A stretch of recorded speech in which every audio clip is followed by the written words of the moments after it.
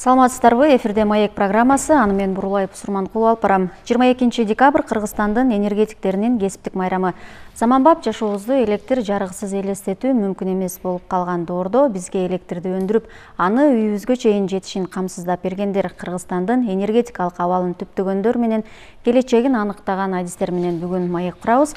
Студиябыздын коноктору Кыргыз ССРнин жана КМШнын эмгек сиңирген энергетики Эргеш Төрөбаев жана Кыргызстан улуттук электр тармактар ачык акционердик коомунун башкы директорунун орун басары Нурбек Абдылдабеков. Саламатсыздарбы? Студиябызга куш келипсиздер. Майрамыңыздар менен куттуктайбыз. Алгач суроону Эргеш Төрөбаев сизге берсем, сиз 1964 жылдан баштап энергетика тармагында эмгектендиңиз. Анан 30 жылга жакын убакыт Жалал Абад электр тармактар ишканасын башкарып турдуңуз. Сиз башкарып турган убакытта ушул облуста ири ГЭСтер курулду. Ошолорго сиздин салымыңызды өзүңүздүн оозуңуздан уксак. Рахмат. Мен биринчи бүгүн эртең 22 декабрь энергеттер экен. Ошон үчүн биздин Кыргыз Республикасындагы энергеттерди бир куттуктап койсом. Урматтуу энергетиктер, эртең 22 декабрь Кыргыз Республикасына ден энергетигине 78 жыл толот. Силерди ушул ден энергетигиңер менен куттуктаймын. Андан башка дагы Гойлы планынын бул государственный электрификация России деген план 20-нчы жылы Ленин эмесине чыккан. Ошол дагы 101 жыл болуп эсептелет. Ошол жылыңар менен дагы энергетиктерди куттуктаймын. Айрыкча Жалал Абад электр тармактарынын коллективин дагы эртеңки боло турган электр күндөр менен да куттуктаймын. Ошолорго ийгилик каалаймын, uzun ömür каалаймын, жумуштарында жакшы албан ийгиликтер болсун, жакшылыктар боло берсин. Эми ошол Жалал Абад электр тармактарында 33 жыл иштеп, ошол Жалал Абад аймагында курулган 5 ГЭСтердин бардык курулушуна ошол биздин иштеген тармактардагы катышы болду. Анын үстүнө менин основном менин дагы ошол жерде аткарган жумуштарым көп болду да. Анын үчүн ошол ГЭСтердин курулушу боюнча азыраак токтоп кетсем деген оюм бар. Мисалы үчүн биринчи 3 коргон ГЭСи курулган. 60-60 жылы башталып, 63 жылы бүткөн. Кубаттуулугу где-то 150 мегаватт.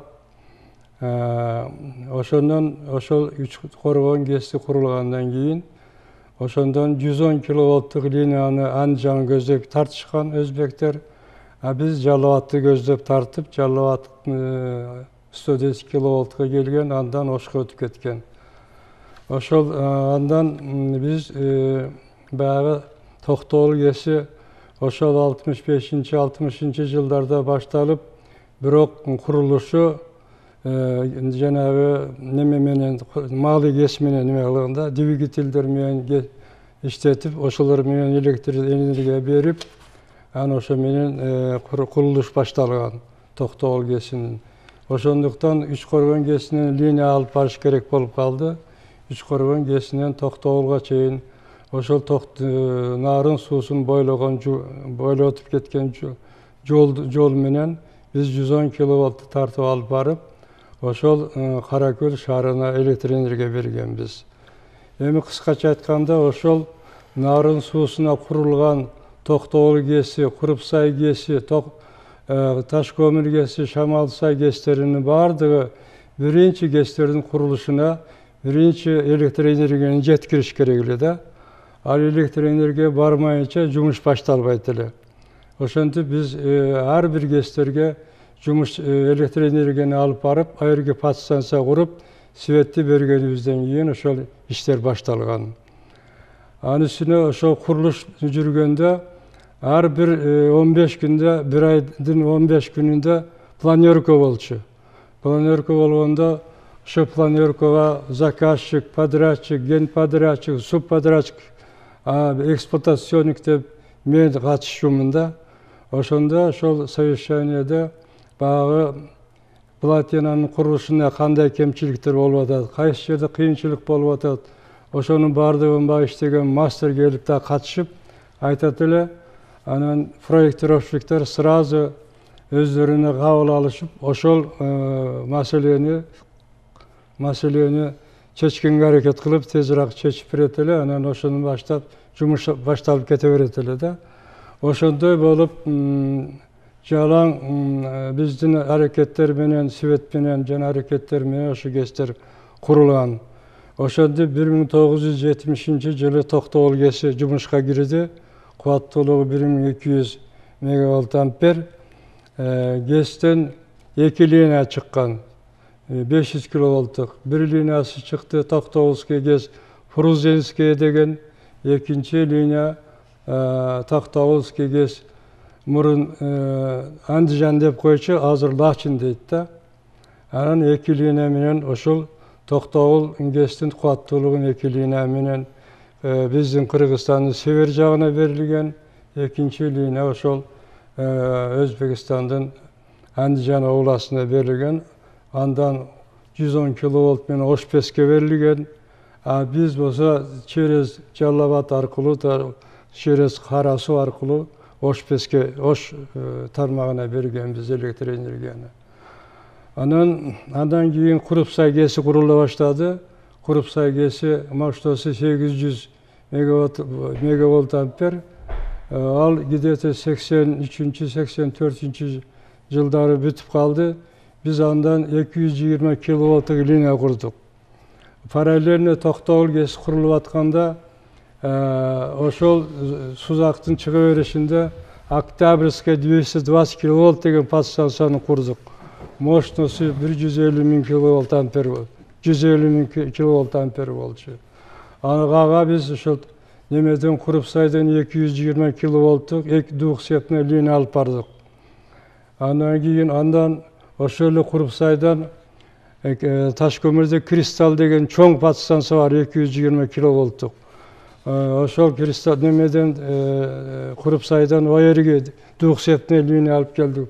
Кыскача айтканда, ошол курулган ГЭСтердин кубаттуулугун таркатууда бүткүл линияларды биздин коллектив курушту да. Абдан жакшы. Куруп потребительдерге беришти. Ошол кезде карап турсак, курулган ГЭСтердин кубаттуулугу көпчүлүгү эле Өзбекстандан кетип баратат да. Бизге төлүк эле бир гана 500 киловатт Токтогулдан келген, башка ГЭСтерден бизге вообще буну север жакка келген эмес да.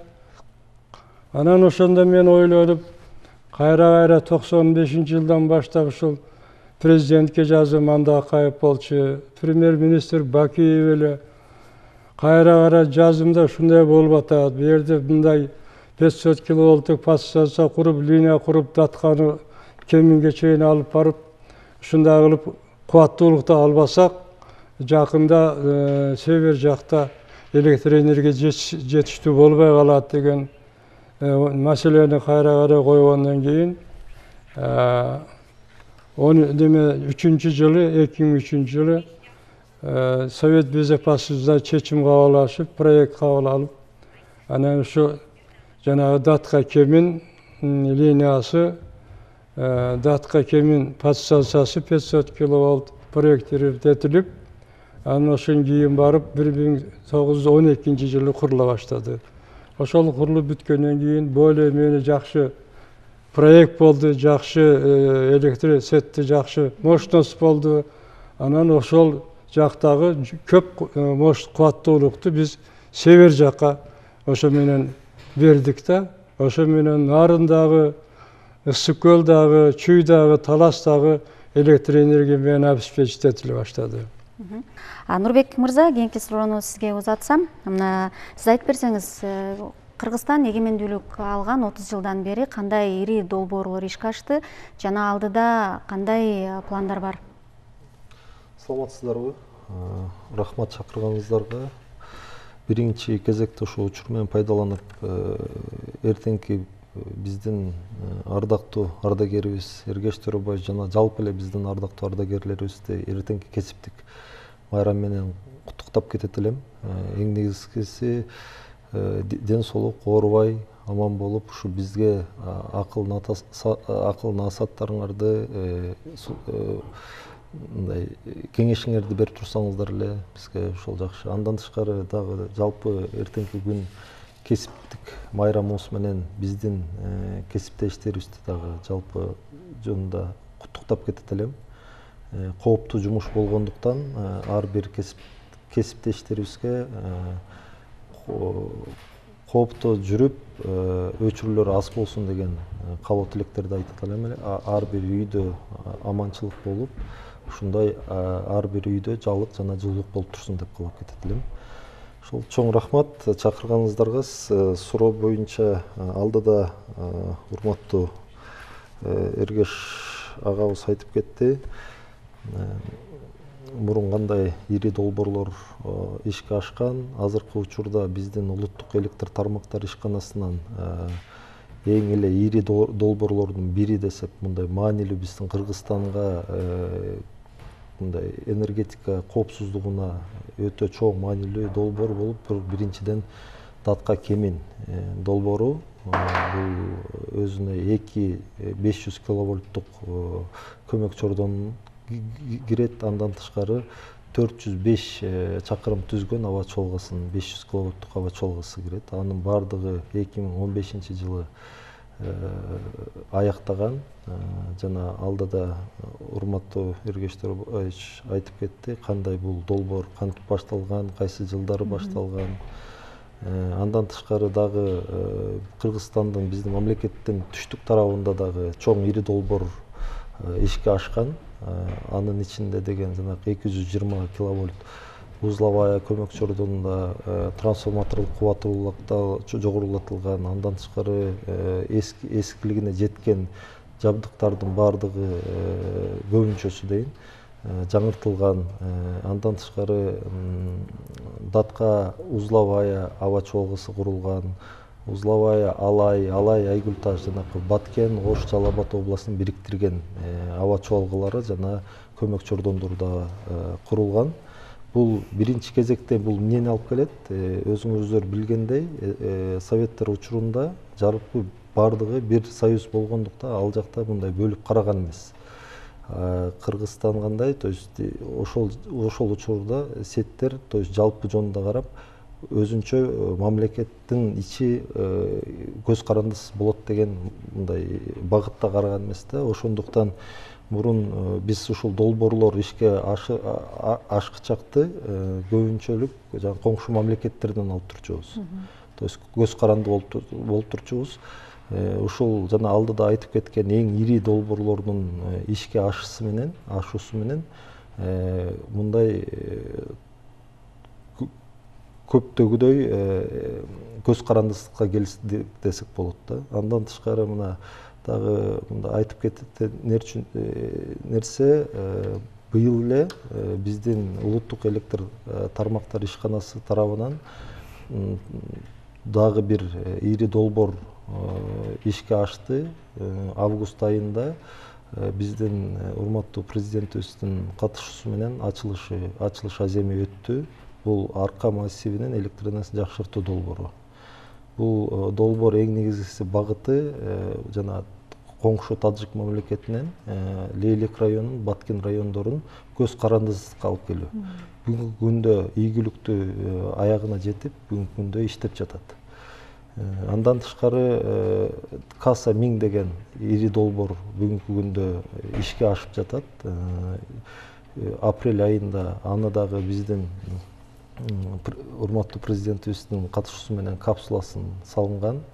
Бүгүнкү күндө подряддык организация тарабынан толук кандуу Баткен областында иштер алып барылып жатат. Бул долбоор коммерциялык долбоор деп койсок болот.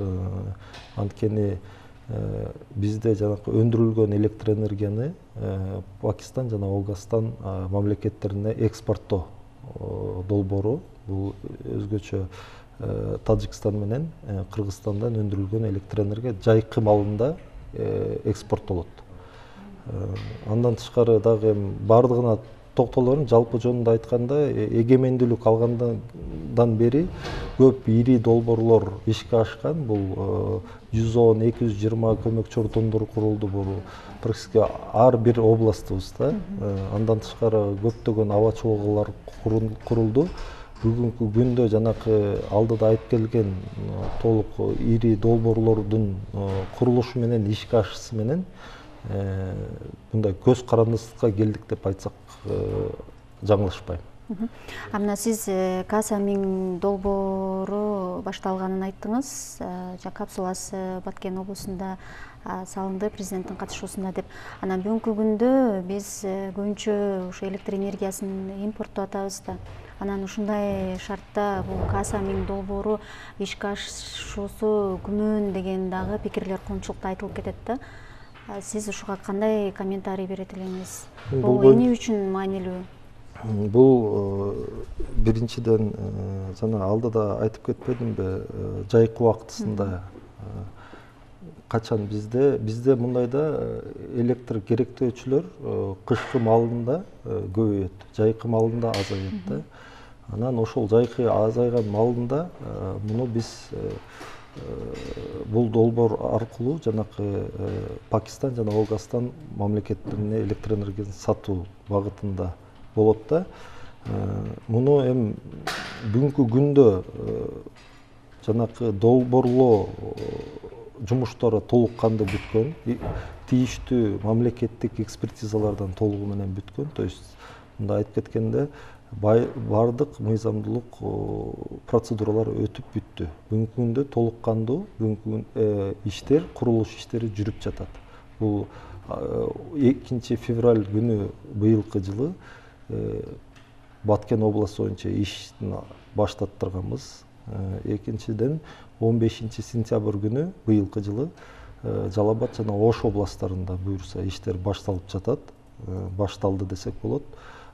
Бул биринчиден азыр жалпы элибизге маалым болгондой Токтогул суу сактагычында суунун көлөмү аздык болуп атат. Бирок бул жана цикл деп коет. Суунун аз келиши боюнча анан многоводный цикл деп коет да. Азыркы учурда маловодный циклга келип атабыз.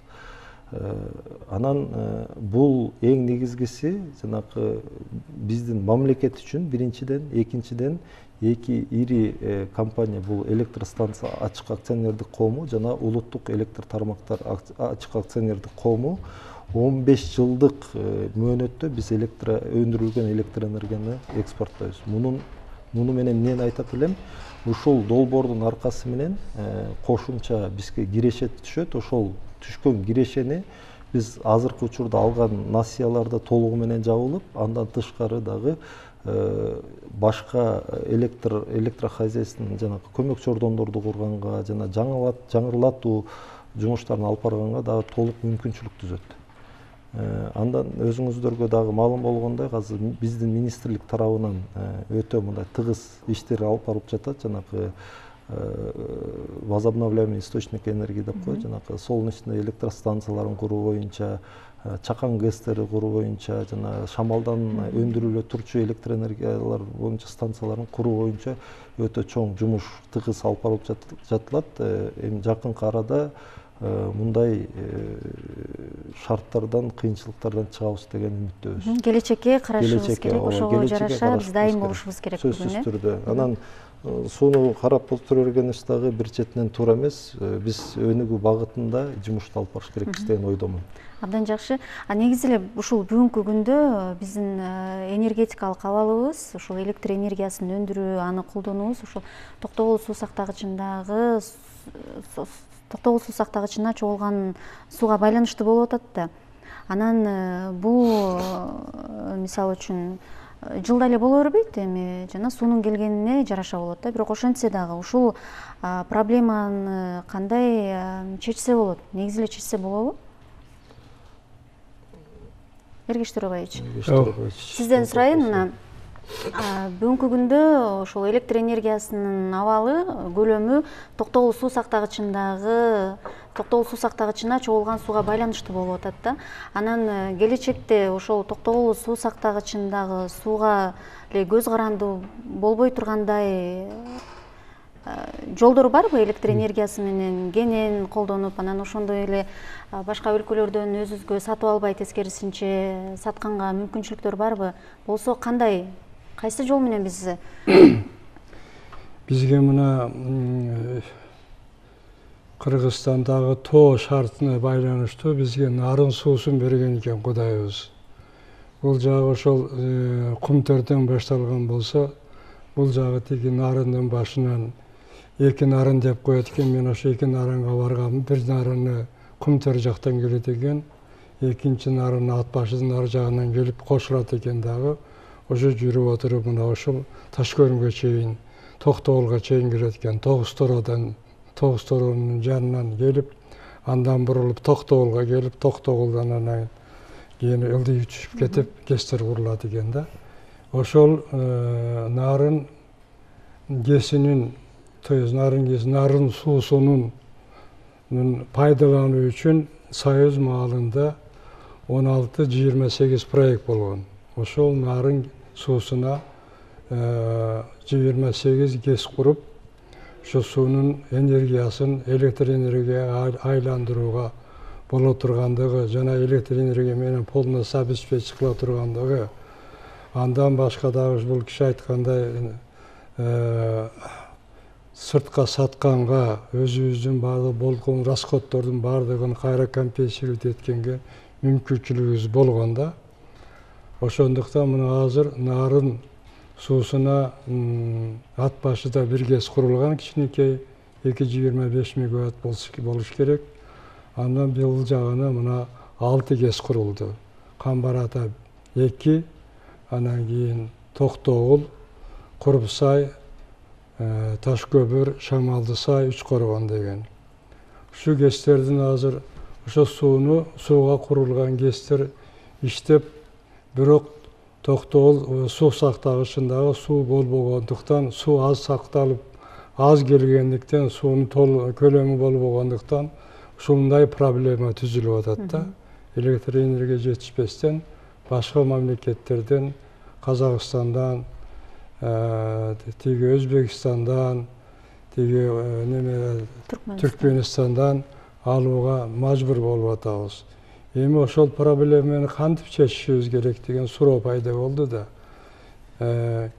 Мына кээ бир убактарда телевизорду карап отурсаң, кээ бир адамдар сүйлөп атат да, эмне үчүн ушул нарындан келген сууну сатпайбыз, сатышыбыз керек, уурдап неме кылып сатып атасыңар, өзүңөрдү чөнтөңөр андай мындай деген бир түшүнбөгөн маселелер болуп атат да. Бул нарын суусун сатууга бир-эки гана жолу бар. Азыркы кезде нарын суусун сатууга болбойт. Нарын суусу мына мен ушу Токтогул вода хранилищесин даярдаганда ошого да катышканмын. Ошо нарын Токтогул суу сактагычын объемун даярлоо үчүн ошол кезде Ленин колхозу деген болгон Токтогул районунда. Ошол колхоздун бардыгын чыгарып, ошол жерди тегиздеп даярдаш керек болгон.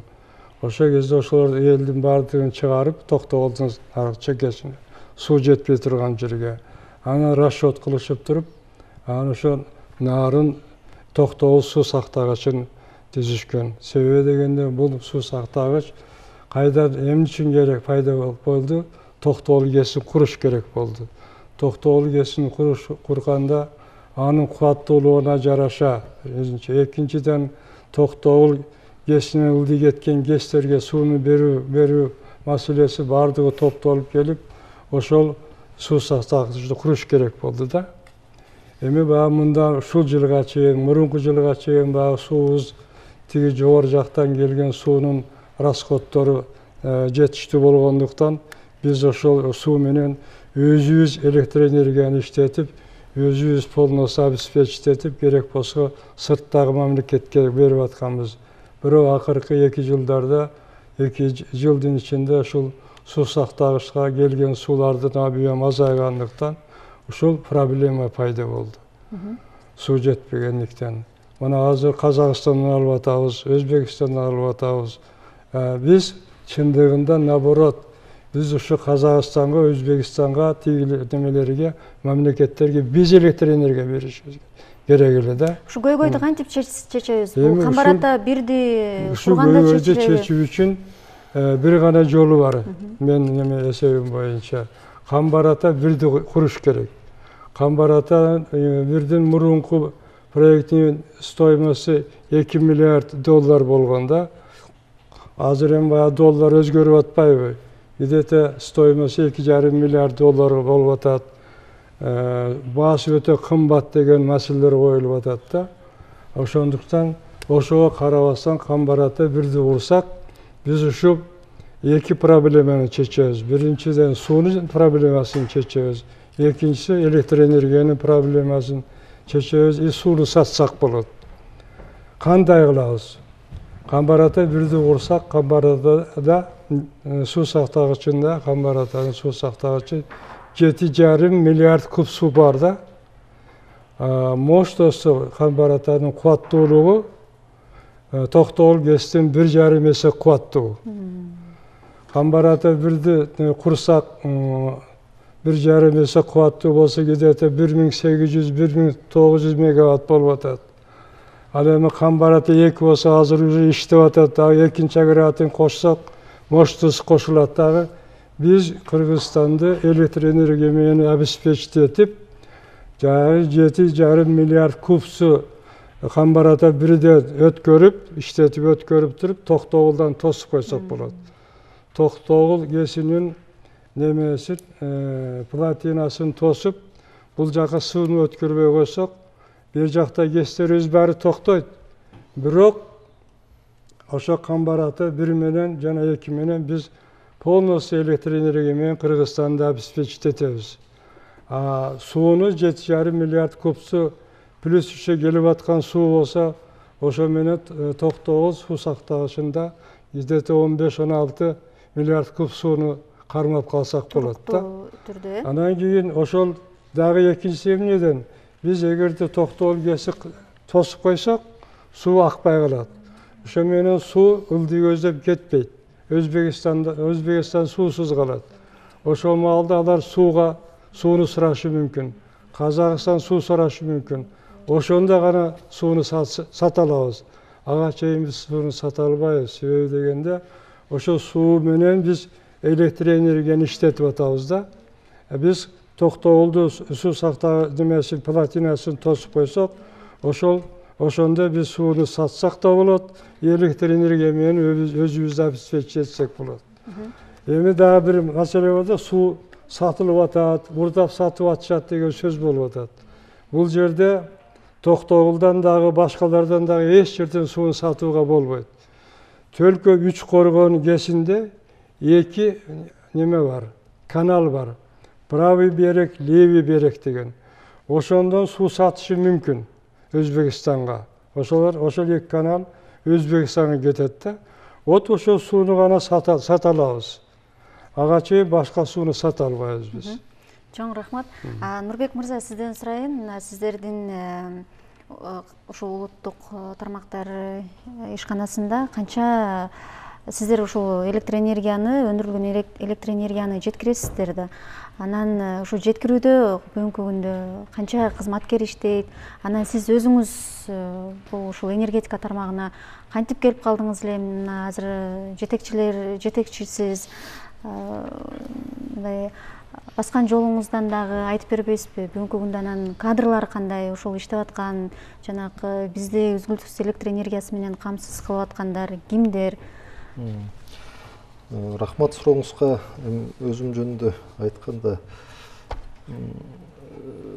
орто мектепти бүтүрүү менен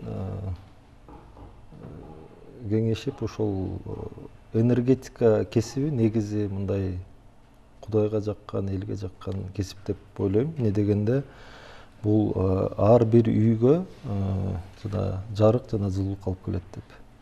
Анан ошондой ой менен ушул кесипти тандап алгам. Окуп бүтүп, биздин кыргыз техникалык мамлекеттик университетине тапшыргам. 2004 жылы, 9 жылы аяктап, Чүй жогорку чыңалуу ишканасына слесарь болуп киргем. Ошактан мындай ишимди ошактан баштагам. Анан ар кандай службаларда, отделдерде иштеп, слесарь, монтер болуп, инженер болуп, анан бүгүнкү күндө тиги учурда иштеп турам. Ар бир өзүмдүн да бир кичинекей салым болсо дагы билимимди ушул биздин тармакка жумшайын деп, убактымды, билимимди жумшайын деп турган кезим. Экинчиден, жана биздин мекеме негизи туура айтып кеттиңиз, жана өндүрүш станциялардан жана биздин бөлүштүргүч электрокомпанияларга жеткизип берүү болуп эсептелет. Биздин балансыбызда 198 көмөк чордонубуз бар. Бул 500, 220, 110 киловольтта жогорку чыңалуудагы көмөк чордондор. Андан тышкары 7,5 миң чакырымдан ашык аба чуалгаларыбыз бар. Туура 500 жана 220, 110 киловольт чыңалуусундагы биздин мекемебизде 2400 адам иштейт. Бардыгы айтып баса белгилеп кетет элем. Ар бири өзүнчө кесипкөй сотрудниктер, ар бирин биз баалайбыз.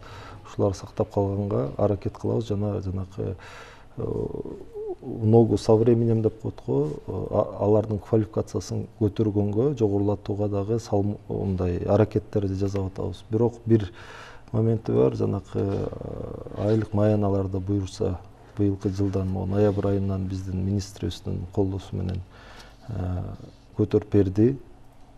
Кудай кааласа, мындан ары дагы биздин энергетика тармагыбызда жалпы жонунда абал дагы жакшылайт деген үмүттөмүн. Ошол багытта жумуш тыгыз алып барылып жатат. Негизи энергетика кесиби бул дүйнө жүзү боюнча бир 20 кооптуу кесиптин арасына кирет экен да. Анткени ар бир бүгүнкү күндө сотрудниктерибиз жанагы под напряжением иштешет, кооптуу жерлерде иштешет. Өмүрүн тобокелге салып, ооба, ошондуктан биздин суугуна, карына, ысыгына карабай, түнүнө, күнүнө карабай ишин алып барып атат бүгүнкү күндө. Ошондуктан биздин кесиптештериме дагы бир жолу эртеңки келе жаткан кесиптик майрамдар менен да куттуктап кетем. Ушундай жамандыктардан алыс болуп, ушул ар бир күн сайын тандап алган ишин, кесибин аткарып кете берсин деген үмүттөмүн. Дагы бир жолу биздин ардактуу ардагерлерибизди, Эргеш Төрөбаевичти дагы куттуктап, аманчылык, оорубай, сиздердин кеңешиңиздер ар дайым бизге керек деп айтып кетет элем. Чоң рахмат. Дагы бир суроо сурайын. Мына ушул кышкысын электр энергияны колдонуу аябай көп болот деп айтпадыңызбы? Ошол сиздердин жумушуңуздарга кандай таасир берет? Бүгүнкү күндө сизге бир салыштырмалуу эле кылып айтып кетейин. Бүгүнкү күндө электр энергиянын пайдалануусу 58 миллион киловатт саатты түзүп атат. Былтыркы жылы ушул эле убакта 68 миллион киловатт саатты түзгөн. Бул 10 миллион киловатт саатка жогору турган. Бирок бир четинен түшүнүп атабыз, азыркы учурда аба ырайы жылуу болуп атат. Бирок мен ойлойм, жана биздин мекеме тарабынан, министрликтер тарабынан жана элибизге кайрылуу жасап, түшүндүрүү иштерин жасап, бул сиздердин жардамыңыздар менен тоже айтып кетет элем. Андан тышкары брошюралар, соц тармактардан түшүндүрүү иштерин алып барып атабыз. Үнөмдүү пайдалануу боюнча иштерди жүргүзүп атабыз. Ошону биздин жарандарыбыз мындай түшүнүгү менен кабыл алып атат деп, ушунун бирден бир эффектиси ушундан деп дагы айтып кетсем болот да. Чоң рахмат, анда сиздерге майрамыңыздар менен куттуктайбыз. Дагы айта турган сөзүңүз барбы? болду. Ишиңиздерге ийгилик каалайбыз анда. Чоң рахмат биздин студияга келип маек бергениңиздер үчүн. Рахмат. Урматтуу телекөрүүчүлөр, сиздер Ала Тоо 24-түн маек программасын көрдүңүздөр. Биз 22 декабрь энергетиктердин майрамынын алдында өлкөдөгү энергетикалык абал, тармактын келечеги тууралуу Кыргыз ССРнин жана КМШнын эмгек сиңирген энергетики Эргеш Төрөбаев жана Кыргызстан улуттук электр тармагы ачык акционердик коомунун башкы директорунун орун басары Нурбек Абдылдабеков менен маектештик. Көрсөтүүнү мен Бурулай Сурманкулова алып бардым. Ар бир үйдө жарык өчпөсүн жана кышы жайы дебей элди электр энергиясы менен камсыздаган энергетиктерге ийгилик каалап программабыздын бул чыгарылышын жыйынтыктайбыз. Амандыкта көрүшөлү.